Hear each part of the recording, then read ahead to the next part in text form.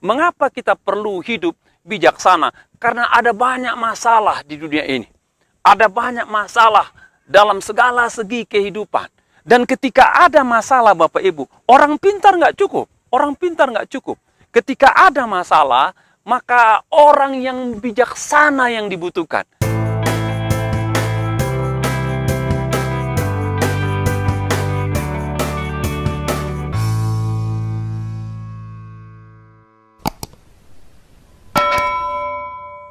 Shalom saudara, kita berjumpa kembali pada renungan pada hari ini. Saya akan bawa renungan dengan judul Godly Lifestyle, itu judulnya. Godly Lifestyle. Efesus 5 ayat 17 dikatakan, sebab itu janganlah kamu bodoh, tapi usahakanlah supaya kamu mengerti kehendak Tuhan. Ya, sekali lagi saya baca, sebab itu janganlah kamu bodoh, tapi usahakanlah supaya kamu mengerti kehendak Tuhan. Satu kali ada seorang pastor, ya, dia ada di tempat kediamannya, sementara di samping tempat kediamannya itu ada sekolah dasar, di mana anak-anak umur 7-8 tahun bersekolah. Mereka ramai bermain-main, dan satu kali sang pastor ini coba berdiri menonton anak-anak itu, dan sementara dia menonton anak-anak itu, ada satu anak berlari melihat sang pastor tadi. Dan ketika sang pastor didekati anak itu bertanya kepada pastor. Dikatakan, apakah engkau Tuhan? Dikatakan. Pastor bilang, no, katanya, tidak. Lalu anak itu bermain kembali, lalu datang lagi ditanya, apakah engkau Tuhan? Katanya. Pastor katakan, no, tidak, katanya. Lalu anak ini mengajak teman-temannya lagi, beramai-ramai, dia katakan, saya lihat Tuhan, katanya. Mereka melihat, dan dalam jumlah 5-7 mereka serempak bertanya, apakah engkau Tuhan? Dan mereka tersenyum, dan anak-anak itu berlari dan mereka bermain kembali. Dan rupanya pertanyaan itu mengusik sang pastor, dan dia masuk ke dalam ruang kerjanya, dan dia bertanya dalam diri, apa maksud anak itu bertanya apakah dia Tuhan? Dan ketika dia merenung, jangan-jangan dikatakan anak tadi secara tidak langsung dipakai oleh Tuhan untuk berbicara kepada sang pastor bahwa kehidupan pastor ini dia mati. Ya, kehidupannya dia mati, penampilannya dia mati, sehingga ketika anak-anak itu bertanya, apakah engkau Tuhan? Pastor merasa tertemplak bahwa dia harus tampil sebagai orang yang harus memancarkan gaya hidup Tuhan yang dia percaya dalam kehidupannya. Dan itu bisa disaksikan orang lain dan orang banyak. Bapak Ibu yang kasih dalam Tuhan, pada abad 15-19, ada seorang uskup, ya, membuat sebuah pernyataan demikian. Dikatakan pada abad 15-19 dikatakan dunia dalam segala segi itu dipengaruhi oleh kekristenan, dikatakan. Baik dalam pemerintahan dan politik, baik dalam kebijakan ekonomi dan sosial, maupun dalam sains, katanya. Dalam sains, baik seni lukis, seni rupa, bahkan musik, bahkan lain-lain dikatakan. Hampir sebagian besar negara-negara maju pada masa itu dipengaruhi dengan kekristenan, Bapak Ibu. Lalu dia coba cari apa yang menyebabkan itu semua. Sementara dia mencari dan dia menemukan beberapa hal yang menyebabkan begitu kekristenan mempengaruhi dunia pada masa itu. Dia katakan karena pada saat itu orang percaya belajar dari pendidikan terbaik yang ada. Jadi banyak orang percaya pada masa itu belajar dari dunia pendidikan yang terbaik yang ada pada masa itu. Lalu dikatakan orang-orang percaya dikatakan membaca buku-buku yang terbaik. Membaca buku-buku yang terbaik. Lalu dikatakan dengan demikian mereka menghasilkan pemikiran-pemikiran yang terbaik.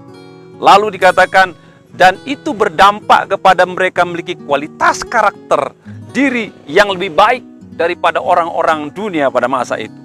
Dan itu mendorong mereka melakukan semua upaya pekerjaan dan pelayanan dengan standar terbaik dan tertinggi. Jadi pada masa itu dikatakan, kehidupan orang percaya itu menjadi tolak ukur, standar bagi dunia. Bagaimana mengelola segala sesuatu dengan cara yang terbaik. Bapak Ibu yang kasih, dengan pola hidup, dengan gaya hidup, kehidupan orang percaya yang di dalamnya memiliki karakter daripada Tuhan yang dia sembah, Allah yang dia sembah, itu diimplementasikan dalam kehidupan sehingga mereka menjadi manusia-manusia yang terbaik, sehingga banyak orang ikut, banyak orang menerima, banyak orang menerapkan, dan itu mempengaruhi dunia pada masa ini. Sesuai dengan judul renungan saya, Godly Lifestyle. Sebagai orang percaya, kita harus memiliki gaya hidup seperti Tuhan yang kita percaya. Kita harus merepresentasikan kehidupan sebagaimana yang diajarkan oleh Tuhan dalam kebenaran firman-Nya. Saya akan ajak saudara untuk bagaimana kita memahami, memiliki gaya hidup seperti Tuhan yang kita percaya, Bapak Ibu. Dalam Efesus 5 ayat 1 dikatakan, sebab itu jadilah penurut-penurut Allah seperti anak-anak yang kekasih. Sebab itu jadilah penurut-penurut Allah seperti anak-anak yang kekasih.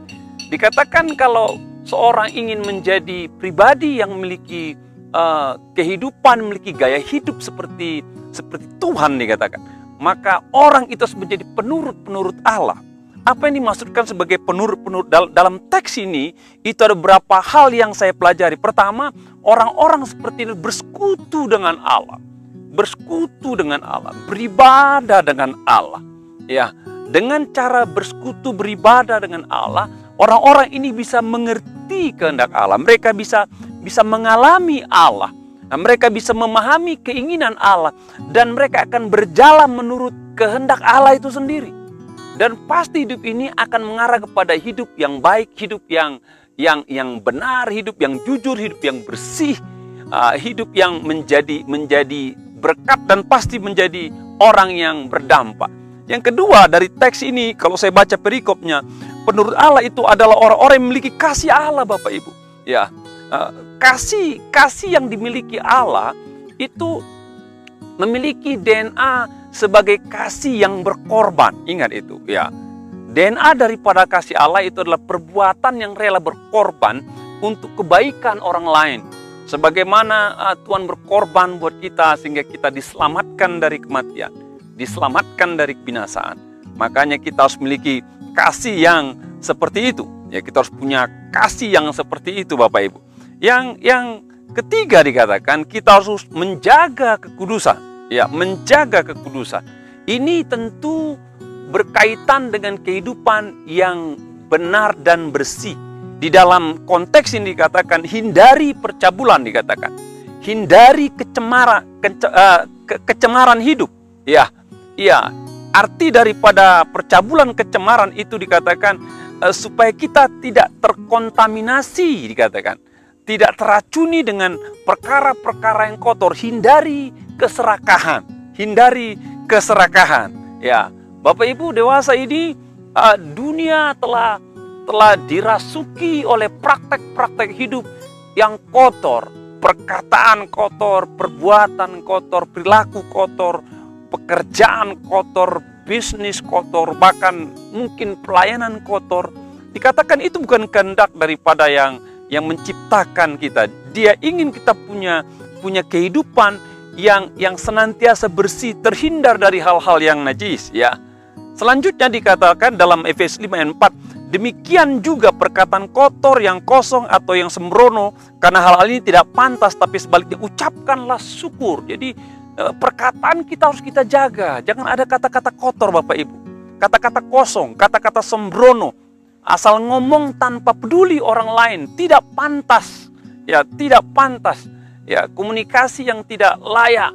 Ya, saat ini saudara, bukan hanya kita berkomunikasi lewat perkataan kita secara oral, tapi kita berkomunikasi lewat media sosial, ya, lewat grup-grup komunikasi sosial. Ya, zaman dulu saudara pakai SMS, ya, lalu berkembang kepada BBM.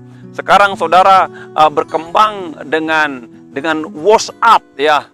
Lalu saudara media sosial saudara ada Instagram, ada Facebook.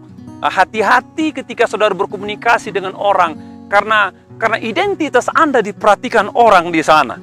Jadi saudara tidak bisa membuat statement, kalimat, mengucapkan kata-kata yang penuh dengan provokasi, kasar, sembrono, kecewa, amarah. Hati-hati saudara, karena apa? Hidupmu diperhatikan orang lewat komunikasi sosial seperti itu. Ingatlah Bapak Ibu, harganya terlalu mahal, harganya terlalu besar kalau kita melakukan hal-hal yang di atas tadi. Dalam Efesus 5 ayat 5 dikatakan, karena ingatlah ini baik-baik, tidak ada orang sundal, orang cemar, atau orang serakah, artinya penyembah berhala yang mendapat bagian dalam kerajaan Allah. Dikatakan kalau kita tetap melakukan perbuatan-perbuatan yang tidak benar, berbuat cemar, kotor, najis, berbuat hal-hal yang tidak sesuai dengan kehendak Tuhan yang memerintahkan kita untuk hidup sesuai dengan kehendaknya, maka dikatakan kita tidak dapat bagian dalam tempat kerajaan Allah di surga. Tahukah Anda bahwa semua keputusan dan tindakan yang dilakukan seorang manusia itu berasal atau bersumber dari dalam dirinya? Ya, dari dalam dirinya. Jadi apa yang Anda kerjakan, apa yang Anda putuskan, itu dalam diri kita sendiri. Ya, apa yang benar atau yang salah kita perbuat, yang rapi atau berantakan, yang curang atau yang jujur, yang besar atau yang kerdil, memberi atau mengambil, itu bersumber dari diri kita sendiri, ya, dari diri manusia sendiri. Jadi apabila hal-hal salah dilakukan, diucapkan, dikerjakan seorang manusia, itu menunjukkan ada yang salah dengan dirinya, Bapak Ibu. Ada yang salah dengan diri.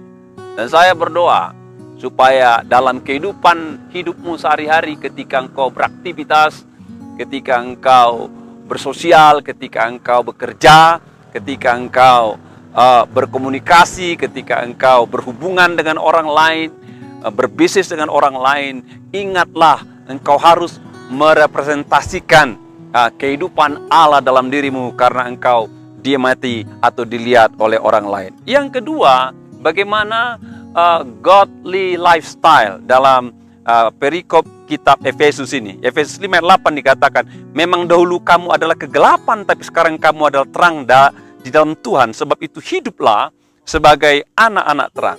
5 ayat 9 dikatakan, karena terang hanya berbuahkan kebaikan dan keadilan dan kebenaran. Gaya hidup godly lifestyle yang kedua dikatakan, kita hidup dalam terang, harus hidup dalam terang dikatakan. Dan bagaimanakah kita memahami kehidupan dalam terang? Ya, terang itu kan gambaran, ya, gambaran. Terang itu kan konsep, ya. Lalu di breakdown dia dalam ayat 9 dikatakan, buahnya seperti ini, katakan, buah daripada terang, kebaikan, keadilan, dan kebenaran. Jadi ketika orang hidup dalam terang, ya, orang itu hidup dalam terang apa tidak, gampang saja melihatnya. Dalam praktek kehidupan sehari-hari, apakah ada kebaikan yang dia perbuat? Apakah ada kebaikan yang dihasilkan? Apakah ada kebaikan yang dia bagikan? Apakah ada kebaikan yang dia pikirkan, yang dia ucapkan, yang dia sebarkan di sekitar dia, Bapak Ibu? Jadi sebagai orang percaya, engkau adalah manusia terang.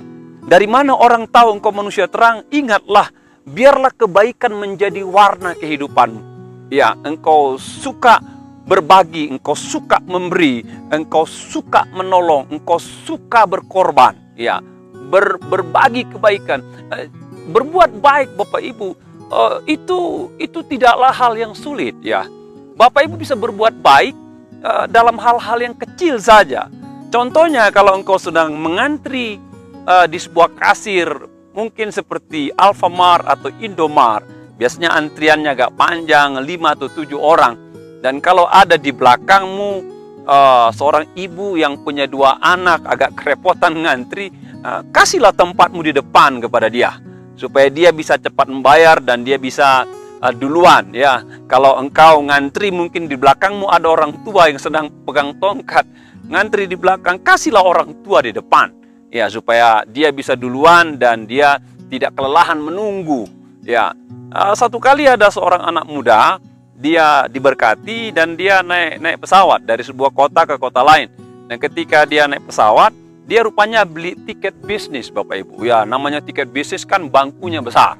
Ya, namun yang menjadi perhatian saya pada saat itu ada seorang ibu dikatakan menggendong anak dua, tapi beli seatnya dua.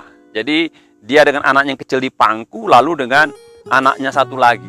Dan itu cukup membuat dia repot menangani anaknya tadi. Dan yang memisahkan bangku bisnis dengan bangku ekonomi adalah cuma sebilah papan kalau saudara naik pesawat ya. Dan rupanya anak muda tadi merupakan orang percaya dan melihat ibu itu begitu repot ya menangani anaknya dengan bangku yang kecil dua. Aduh, kerepotan, anaknya juga seperti menangis seperti itu. Akhirnya si anak muda melihat, menoleh ke belakang dan dia keluar dari bangkunya karena bangkunya besar. Dia datang kepada bangku ibu itu, katanya, "Ibu, maukah ibu duduk di bangku saya karena saya rasa ibu membutuhkannya supaya engkau bisa merangkul anakmu dua-dua." Dan si ibu katakan, "Aduh, terima kasih dek, terima kasih dek." Dan ibu ini pergi ke bangku bisnis yang cukup lebar dan dia duduk dan dia bisa mengasuh anaknya, menggendong anaknya, mengurus anaknya dengan lebih erat lagi. Ya, berkorban, berbuat baik. Lalu dikatakan karakteristik hidup terang, dikatakan orang-orang ini dikatakan melakukan keadilan. Ya, melakukan keadilan. Saat ini keadilan barang langka, Bapak Ibu. Ya, barang langka. Saat ini yang saya tahu, yang besar itu yang menguasai, yang kuat menguasai. Ya, yang besar menguasai, yang kuat menguasai. Yang kecil itu terpinggirkan. Yang kecil itu tertindas karena yang kecil nggak bisa melawan. Yang kecil nggak bisa berbuat banyak. Tapi sebagai manusia percaya, di mana kita sebagai orang-orang terang, ingat, salah satu karakteristik terang adalah melakukan keadilan. Bagaimana caranya melakukan keadilan? Berikanlah hak bagi orang-orang kecil yang menjadi bagiannya. Saudara nggak boleh menahannya. Saudara nggak boleh memanipulasinya. Apa yang menjadi bagian mereka, kita harus memberikannya, Bapak Ibu. Kalau engkau di rumah, ada pembantu, ada supir, ada tukang kebun, bersikap adillah saudara. Ketika mereka memiliki pendapatan yang kecil, kalau mereka mau pulang kampung, kalau mereka harus tiba mendapatkan THR begitu ya, maka saudara sebagai orang-orang yang berkati, bersikap adil kepada mereka. Apa menjadi hak mereka? Berbuat. Jangan pula menahan dan membiarkan mereka pergi. Ingat, engkau manusia terang. Lalu dikatakan sebagai manusia terang, dikatakan kita harus melakukan kebenaran. Ya, kita harus melakukan kebenaran. Perhatikanlah ketika engkau bertindak, coba pikirkan, benarkah pikiranmu itu pikiran kebenaran? Ketika engkau berkata-kata, benarkah ucapanmu itu ucapan kebenaran? Ketika engkau bekerja, benarkah pekerjaanmu itu orientasinya kebenaran? Coba saudara cek semua sisi kehidupanmu. Apa yang kau perbuat, kau praktekkan. Ingatkan diri engkau manusia terang. Maka manusia terang itu indikatornya kebenaran dalam hidupnya, kebenaran dalam perbuatannya, kebenaran dalam praktek pekerjaannya, kebenaran dalam semua sisi. Dan ketika kita berbuat benar, maka kita dikatakan manusia terang. Sekalipun Bapak perhatikan, ketika engkau berbuat benar, ada orang tidak suka. Ketika engkau berbuat benar, ada orang terganggu. Ketika engkau berbuat benar, ada orang terusik. Dan ingat, jangan-jangan karena engkau berbuat benar, engkau akan dimusuhi orang banyak karena mereka tidak suka kebenaran. Nah, jangan-jangan karena engkau berbuat benar, engkau tidak disukai oleh orang banyak karena orang banyak suka kepada kompromi yang tidak benar. Namun ingatlah, kebenaran pada akhirnya pasti muncul. Kebenaran pada akhirnya pasti akan bersinar. Kebenaran pada akhirnya akan menang, akan menang.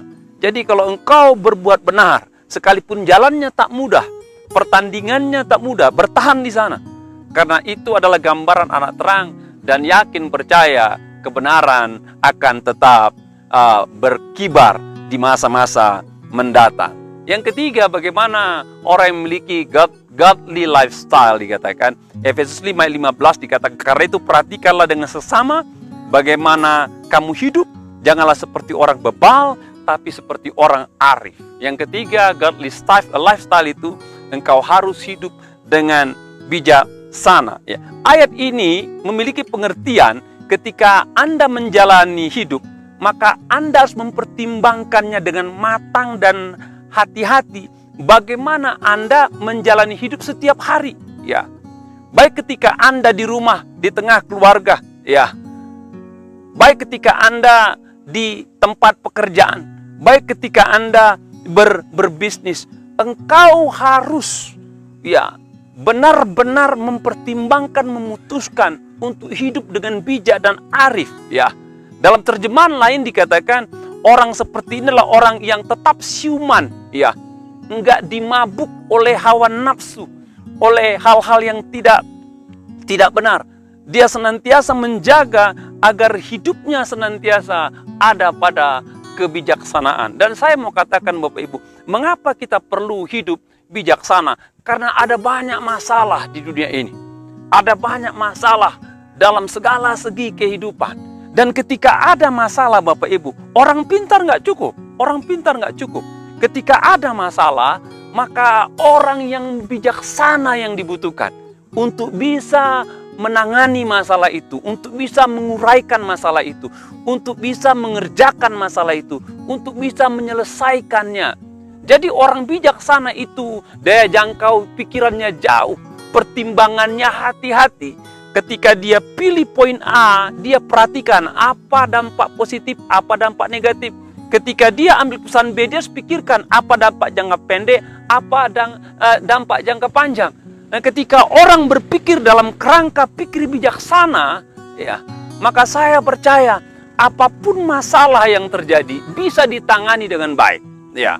Dan bagi saudara yang sekarang ada masalah pergumulan, ya, saya nggak tahu masalah pergumulan, ya, saudara bisa berdoa kepada Tuhan, minta Tuhan tolong, ya. Namun saya mau katakan, saudara bisa minta Tuhan berikan saya kebijaksanaan, ya, berikan saya kebijaksanaan.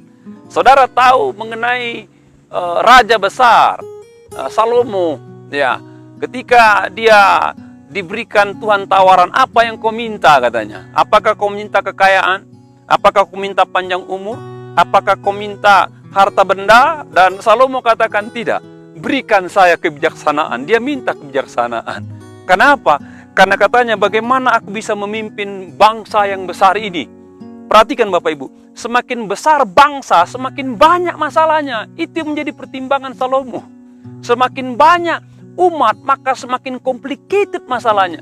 Dan untuk menangani ini perlu kebijaksanaan. Perlu kebijaksanaan.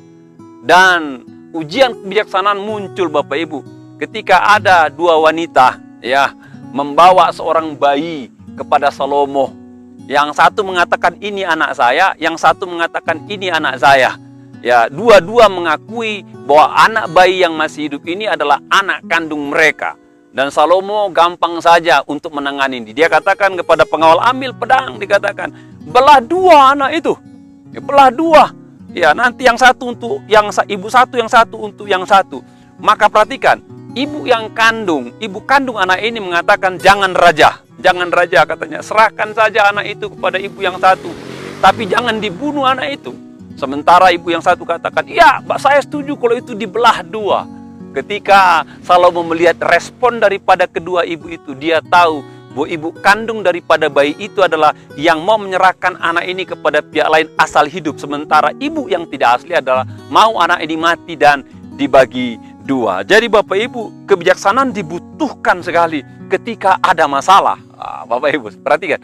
Kebijaksanaan dibutuhkan sekali ketika ada masalah. Jadi saya tidak heran, ya, ketika abad 15-19 dikatakan banyak orang-orang percaya berkontribusi buat negara, ya, berkontribusi dalam dunia sosial, berkontribusi dalam dunia politik, dalam banyak negara-negara maju. Rupanya ini rahasianya. Karena pada masa itu banyak orang percaya punya kebijaksanaan. Wajar mereka punya posisi-posisi terbaik di negara itu untuk memecahkan masalah. Dan ketika masalah diselesaikan, orang tahu bahwa mereka orang percaya, maka tidak heran banyak dunia akan memperhatikan orang percaya dan mengikutinya. Jadi Bapak Ibu, selama kita hidup, maka ada banyak gaya hidup yang perlu kau lihat di muka bumi. Namun menurut firman Tuhan, engkau harus pilihlah godly lifestyle. Pilihlah gaya hidup yang seperti yang diingini Tuhan. Ya, itu yang Tuhan ingini. Jadi penurut-penurut Allah dalam kehidupanmu, menjaga kekudusan dalam kehidupanmu, dan dikatakan hidup dalam terang di dalamnya. Ya, lalu yang terakhir dikatakan engkau pilihlah menjadi orang yang bijaksana. Dengan demikian, maka saya percaya dunia akan melihat benarlah engkau sebagai anak Tuhan. Maka kalau orang bertanya, apakah kau orang percaya? Apakah engkau orang Kristen? Maka engkau tidak ragu mengakuinya, benar saya orang percaya. Tuhan memberkati kita semua.